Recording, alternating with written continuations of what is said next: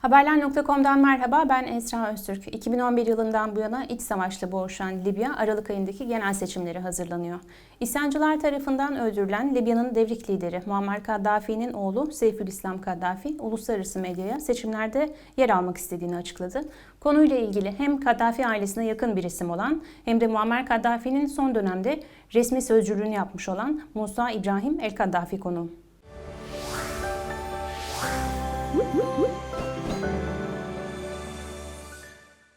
Dr. Ibrahim, thank you for joining me from Germany. Thank you for inviting me to talk. Tell us, how are you and how have you been during the last decade? Thank you for asking.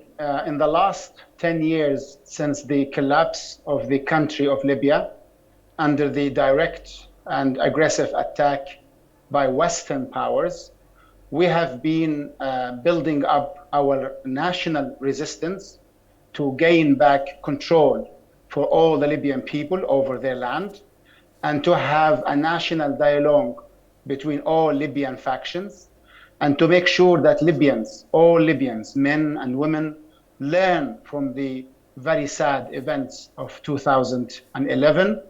So we have been traveling the country, north and south, east and west. We have been holding meetings, conferences. We have been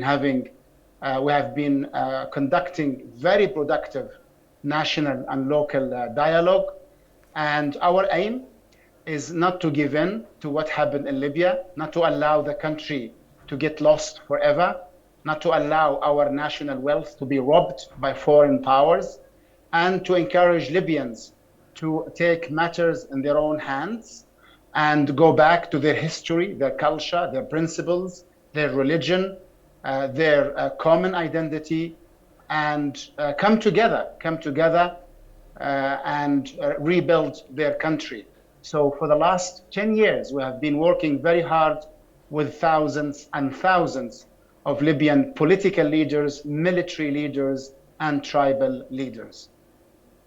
Okay, I want to ask you to remind your position with Muammer Kaddafi in his last term. Just remind us what was happening those years, and then I will switch to today's general elections, which will be held in December. Well, I will try to sum up the situation. I was appointed the official spokesperson for the Libyan government in 2011. A task I carried with pride, conviction, and belief for the whole year under heavy bombardments, heavy rockets coming upon our heads, upon the heads of the Libyan children, the Libyan people, for more than 8 continuous months. The reason for this aggression, for this invasion of my country, was very clear to us. Libya was a very stable, rich, and progressive country that was building up an African liberation project. Libya, under the leadership of Gaddafi, was attempting to strengthen the African Union, the very union that was founded in the country of Libya, in the city of Sirte, in which Gaddafi would be a martyr later on. Libya was leading the effort to build up the gold reserve of the African continent, to replace the mighty American dollar with the African common currency built on the gold reserve, and to free the African banks, African economies from its belonging to this international system of capitalism. The West talked to us for years and years, asking us, pressurizing us to abandon our African liberation project. When we refused, because we believe this is a main principle for us, they conducted a false revolution in 2011. Of course, they did benefit from some weaknesses on the internal front, some problems that Libya was having, but all of them were possible to solve within the national context. Yet the West chose to mount this colorful spring revolution in Libya. And the result is very clear, as everyone can see. 10 years after this supposed revolution of democracy and human rights, Libya is a destroyed country. Libya lost its independence, its decision making, its independence, its sovereignty is in the hands of foreign powers. For 10 years, civil conflict continues, killing, terrorism, whether it's religious or tribal, and everything that happened since 2011 proves that our vision for Libya was right, that our position was moral, and that we did not fight to keep power in our own hands as a political revolutionary regime, but we fought with honor because we understood that what was planned for Libya is exactly the same that was planned for Iraq, that was planned for Syria, that was planned for Somalia, that was planned for Yemen, that was planned for Egypt, that was planned for Afghanistan, and is planned now for Venezuela and many other countries. So Libyans now, even those, the minority who joined this false revolution in 2011, they have all now realized the mistake they made. And I believe now in 2021, Libyans are mostly unified in their desire to have a national dialogue, to solve our problems in Libya by ourselves, and to disengage from the foreign intervention that dominated the political scene in Libya for 10 years now. I want to ask about Seyfülislam Kaddafi's willingness to run in the elections. He has some problems actually to do that because he has a death penalty from the Libyan courts and ICC case. So it is interesting. Some of the articles say that Russians want to bring him back to power. What do you say? Well, first of all, Seyfülislam Kaddafi is a Libyan citizen, a young Libyan leader who is loved and respected by the vast majority of the Libyan population. He is known to be a modernizer, someone who always wanted, from a young age, to help move the country forward, move education forward, culture, development, economic and political. That is why the vast majority, I would claim, of Libyan youth see in Seyfülislam a possible and likable solution and resolution for the Libyan crisis. As for the accusations against him, let me remind you, dear Esra, and let me remind your viewers in Turkey, that all of the accusations against Libya in 2011 were proven to be false. They could not, after 10 years now of completely controlling the country, controlling its records, security records, political records, they could not prove a single charge against Gaddafi, our leader, against the Libyan government, against the Libyan army. Regarding the war crimes. Regarding the war crimes, they accused us, first of all, of killing thousands, exactly 10,000 Libyan civilians within 1 week of the month of February 2011. They could not come up with one single name of a civilian that we killed in 2011 in the first week. They accused us of systematically raping 8,000 Libyan women, also within the first week of the false revolution. They could not come up with one single name after 10 years now, and the country is in their hands. They accused us of bringing thousands of mercenaries from Africa and Latin America to fight Libyans and kill them. They could not name one single foreign fighter that we brought into the country. So every single charge has been proven false. Now the charges against Seyfülislam are nothing different. They are all false. The Libyan courts actually, after issuing a death penalty against Seyf, under the control of the militias in the capital, now the Libyan justice system has declared that all of these decisions by some Libyan courts are false, invalid, and that they should not be carried out.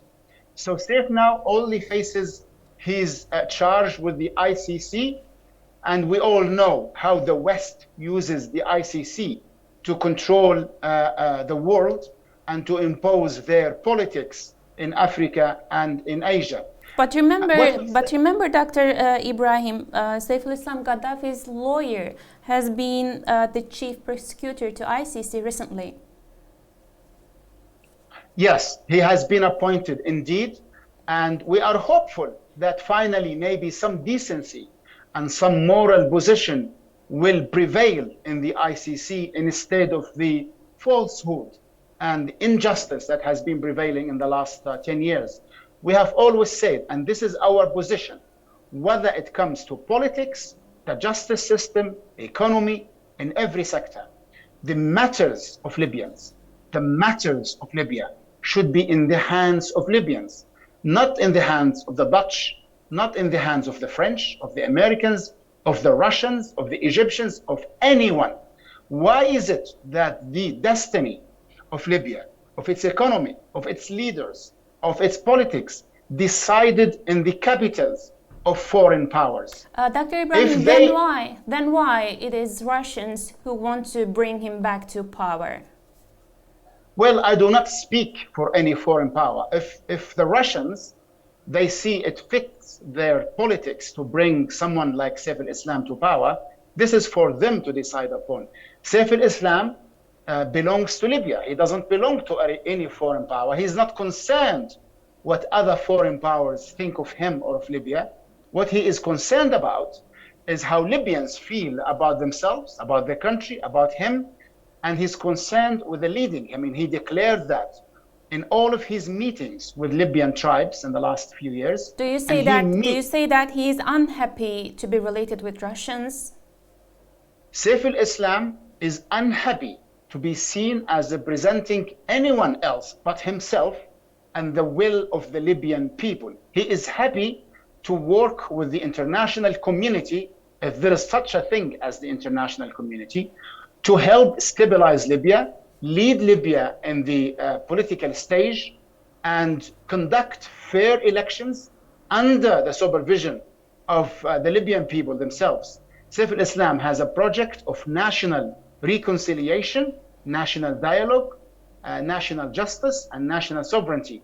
Seyfülislam is not alone. He has been meeting with literally thousands and thousands of delegations from every Libyan city. And I mean it when I say from every Libyan city. And in every meeting, he was welcomed, he was loved, and the talk was always productive, because Seyfülislam always declared that all he wants is for Libyans to decide their future. He never declared that he wanted to be president of the country, or that he would enter a specific set of elections. This might be the case in the future. It's not out of the possibilities, but it's not his concern at the moment. His concern is to stop the conflict in Libya, the military conflict, is to get Libyan tribes to sit together and have a dialogue, and to disengage foreign powers from their involvement in the Libyan political scene. That's what Saif is up for, and that's his position, I believe. Well, Dr. Ibrahim, so do you refuse his statements to international media? Because some of the outlets have written that he has reached to the international media outlets and gave a statement that he wants to run in the elections. So you say that this is not clearly in this way? No, that is false.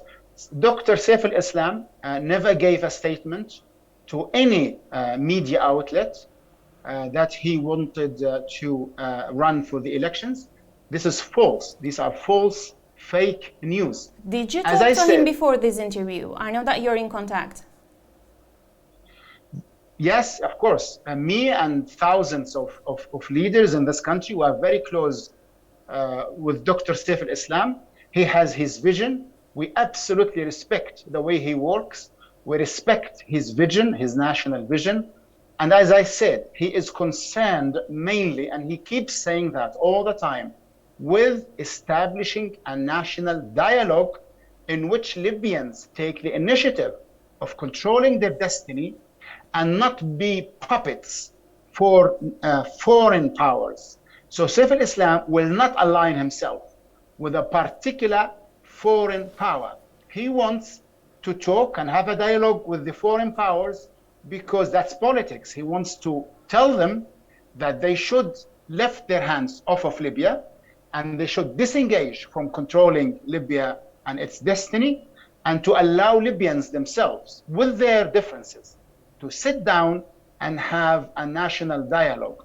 He encourages the African Union, the Arab League, the European Union, the United Nations to have a supervision over the process that Libyans themselves lead, not the Dutch or the French or the Italians or the Saudis or the Egyptians or anyone else. Okay, so I do understand that you're conveying a message from him that it is fake news that he's spoken to the international media regarding his willingness to run in the elections, in the upcoming elections, which is going to be held in December in Libya. But I want to go back to Gaddafi rule. So Muammer Kaddafi ruled Libya for decades, and it ended up with a domestic war. How do you think that Seyfülislam Kaddafi will be part of the solution in the circumstances? Well, let me correct your question, because it's not my position that Gaddafi's leadership of the country ended with a domestic conflict. The matter of fact is, if it wasn't for the direct planning, conspiracy, and intervention of foreign powers, what happened in Libya would have been solved and resolved within a few weeks. And the matter was almost about to be solved when NATO quickly ran to attacking my country, because they knew that the vast majority of the Libyan population supported the leadership of Gaddafi. What happened in Libya? Yes, it has its internal factors, but they were the lesser important part. The main factors of what happened in Libya in 2011 were the foreign powers conspiring to destroy the country and control it. And what happened after 2011 proves everything we say. Foreign powers continued supporting different factions of Libyan society to fuel the conflict and to make sure that a Libyan state is never strong, is never re-established, because the West especially would like to make sure that it continues to rob Libyan oil, control Libyan's foreign policy, and use the Libyan conflict to influence the other governments in the region. So the conflict in Libya is used to threaten and control Egypt, threaten and control Tunisia, threaten and control Algeria, and the sub-Saharan African countries. As for Seyfülislam, his legacy indeed goes back to the leadership of his father of Libya, but it also goes back to his years of trying to modernize Libyan economy and Libyan politics, in which he was engaged from the year 2003, so almost 7 years before the sad events of 2011. And Libyans got to know him very well for years and years before the conflict. They know what he is about. They know he is a young man. They know he believes in democracy. He believes in human rights. They know also he believes in Libyan sovereignty. He believes in development, economic and political. And he knows, they know that his discourse is a discourse of peace, not conflict. He is not after revenge. He is not after bloodshed. And they know that he is also able to deal with foreign powers, with African countries, with Arab countries, with European countries. He speaks foreign languages very well. He's an artist, by the way. He's a painter. He's known for that. He had exhibitions. So he has a humanitarian, artistic side to his personality. He's very connected to Libyan tribes. He knows them one by one, name by name. And he is very much in contact with the Libyan psyche, with the Libyan mentality. He's a Libyan son. He is the son of Libya. And yet he is able to connect with the world at large. So I think he is a very powerful force for Libyan future. And I think the international community need to wake up and talk to him, and with him, the thousands and thousands of Libyan leaders, political leaders, tribal leaders, and allow them to have a true and genuine national dialogue, not in Rome, not in Paris, not in Berlin, as it is happening now, but in Tripoli, in Benghazi, in Misrata, in Sabha, in Sirte, in Libyan cities. Okay, my last question about Seyfülislam Kaddafi. When is he going to show up? Because these rumors, as you say, because you refuse that he is giving statement to the international media, it also happened a few years ago in 2018 that a Tunisian political revealed in a press conference that Seyfülislam wants to come back to Libya for acting in politics, and he didn't show up. When is he planning to go back to Libya? Yeah, this is a legitimate question. When is Seyfülislam going to come out to the media and speak publicly? We ask him this question all the time. Seyfülislam is very active. He is not in hiding. He is not in a secret place. He is in a known place, visited every day. He is inside of Libya, in the west of the country. As I said, visited daily. This is not a rare occasion. Daily he's visited by tribal delegations, political delegations, even foreign delegations. And he meets in one day hundreds of people every day. So he is there really, not in secret, but he has to choose the time when to come out to the media and speak. This is his decision. We respect it. And I personally, from my communication with him, I believe that he doesn't want the media work to distract him from the real on-the-ground work. He feels that the media will twist his position, as they did in 2011. They will distract from the real, genuine, productive work he's doing on the ground. And he feels he will do better and he will benefit the country better if he keeps his meetings and his work face to face with the Libyan people. But as I told you, he intends to come out at the time of his choosing, and I think many Libyans will welcome him. Many Libyans, and I think the world will be surprised by the percentage of Libyans who will support him, the cities in Libya that will come out welcoming him, and I believe Seyfülislam will be a major part of the resolution of the Libyan crisis in the near future.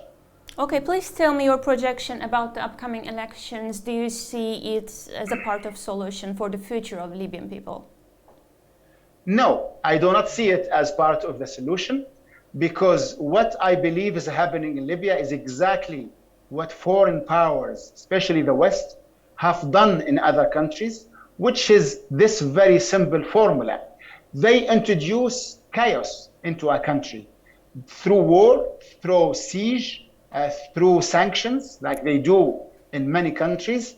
And after they introduce this chaos into the country, they manage the chaos for years and years to come. The management of chaos or the management of crisis, it means after you destroy a country, like what they did in Libya, they keep the crisis going by changing it. For a year, it becomes political crisis. Then they introduce military conflict. Then they introduce tribal conflict, sometimes religious conflict, like in Iraq, for example. And they keep this going because they need the country to be weak, so they can rob its wealth, they can control its politics, and they can make sure that no national government, a true national government, comes up and helps the people to be liberated. And then the West will have a problem. The West does not like liberated nations. So this political round of elections is just another cycle in the management of chaos in Libya. Yet, I do believe still, although it's a game, that Libyan people should go forward and join the political process and change it from the inside, since this is what is available to them at the moment. But I do believe that they should do this after having a genuine national dialogue for all Libyan tribes and cities. And I think Libyans now in 2021 are able to have this dialogue more than any time in the past, because all Libyans are tired of conflict, tired of foreign intervention, tired of the lies of the media, of the lies of the international community, and they are psychologically and mentally ready to sit down and disengage from foreign involvement and rely on their common history, common identity, common principles, and common interests, and come up with a solution for the Libyan crisis forever, not just for a year and two, and then the crisis comes up back again. It is very clear that you have a big criticism for the West. I guess that this is a heritage from the past of Libya a decade ago. But I haven't heard anything from you regarding Khalifa Haftar's actions. Do you think he's part of the problem, not the solution? You know, the news, the mass graves and cooperation with the waged foreign fighters. And what do you think about him? Do you think he should do you think he should be in the future of Libya? Well, here is my answer, and I call upon you to broadcast it fully, because I think the people listening to this interview need to hear the true reality of Libya. Not just Khalifa Haftar, all the factions fighting in Libya since 2011, all of them have engaged in war crimes. All of them do not have the interests of Libya in their hearts. All of them are seeking power and wealth, and all of them have been serving the interests of foreign powers. Khalifa Haftar is not unique in this sense. He's an American citizen. He is the agent of the CIA and American intelligence services. He is in coordination all the time, every single hour of the day, with foreign governments. So he does not represent any national unity. He does not represent any true belonging to Libya. And his history of being employed, literally employed and paid by the CIA for 25 years tells you all you want to know about him. But it's also wrong to single out Khalifa Haftar as if the other factions are good and national and patriotic. As a matter of fact, they are all belonging and taking their commands from foreign powers. They all seek power and wealth. And for them, for Khalifa Haftar and for the factions fighting against him in the capital of Tripoli, it's in their interest for the conflict to continue. It's in their interest for the foreign powers to keep engaging in the Libyan affairs, because without their foreign powers, they have no power in Libya. Khalifa Haftar doesn't have any support, and the military and political factions against him don't have any popular support in Libya, and therefore their only hope is to have the backing of foreign powers. So yes, they are all part of the problem, not part of the solution. Okay, do you have anything to add, which I didn't ask you? Well, I would like to add this to your viewers. I appeal to you all. Don't believe what I say just simply because I say it. But also, don't believe the international media. The lies they have told you and told people around the world about Libya are disastrous. Libya was a stable, rich, developing country up to 2011. Libya was a political leader in the continent of Africa. Libyans lived in peace, in justice. Yes, there were internal problems that needed to be solved, but not to such an extent that you have an invasion of the country, destruction of the political establishment, destruction of the Libyan army, and the civil conflict that continued now for 10 years and might continue for another 20 years. Let's remember, Afghanistan has been at war for 20 years, and Iraq for 17 years, and Somalia for more than 30 years. So what I want to say to you viewers, don't believe the narrative that the Western media give you. What happened in Libya in 2011 was a conspiracy, was a disaster. It should not have happened in the first place. And there are many Libyans now working hand by hand, shoulder by shoulder, to solve the problem, starting from a Libyan national dialogue, not becoming agents to foreign powers and implementing foreign powers' agenda inside Libya. Thank you very much. Dr. Musa Ibrahim el-Kaddafi, thank you for joining me from Germany. Thank you for your time. Thank you, Esra. Thank you. Sevgili izleyiciler, haberler.com'da Dr. Musa İbrahim el-Kaddafi'yi ağırladık. Başında da söylediğim gibi Kaddafi ailesine çok yakın bir isim. Aynı zamanda Muammer Kaddafi'nin son döneminde kendisinin resmi sözcülüğünü yapmıştı. Seyfülislam Kaddafi'nin Aralık ayında Libya'da gerçekleştirilecek genel seçimlerde siyaset yapmak istediğiyle ilgili uluslararası basında yansıyan demeçlerin gerçek olmadığını, yalan haber olduğunu söyledi. Kendisinden bu yönde bir bilgi almış olduk. Teşekkürler izlediğiniz için. Hoşça kalın.